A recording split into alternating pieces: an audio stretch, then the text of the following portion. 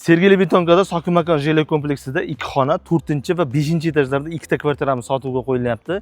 57 kvadratli kvartirani 55.900 dollarga obzor qilib beramiz. Baquvvat liftlari bor, kadastrlar chiqib turibdi. Kalt notarsning o'zida berib yuboriladi. Mana hovlida detskiy ploshchadkalar kattakon, daraxtlar ekib qo'yilgan, parkovkalar bemalol. Kim birinchi kelsa qo'yaveradi mashinasi, seniki meniki deydigan joyi yo'q. To'liq obzorni qilib beramiz.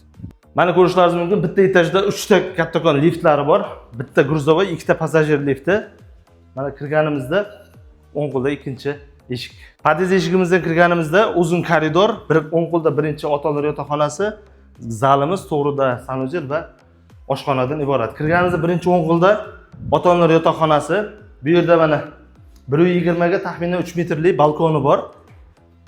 Buni birdan kirgandan yopib tashlash kerak. To'g'rizda hech qanaqa dom yo'q, qarab turadigan, boshqa qiladigan bir etajli bino bor. Go's remont, gilam, parda taqqaningizdan keyin, to'shaganingizdan keyin o'zi yaxshi ochilib qoladi uylar. Mana bu yerda kattakon zali, mana konteynerlarga ham rozetkalar tashlab qo'yilgan ekan. Bu yer mana kattakon.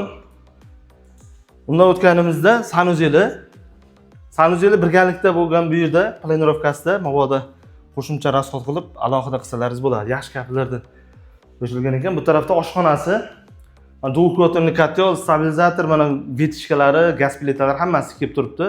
Yo choy ichib o'tiradigan joylar qilsalaringiz bo'ladi. Kvartira kadastrlari chiqib turibdi, faqat naqdga sotiladi, ipoteka, subsidiya kreditlarga berilmaydi. 4 va 5 etajda xuddi shunaqa kvartiralarimiz bor. X xona 2 ta.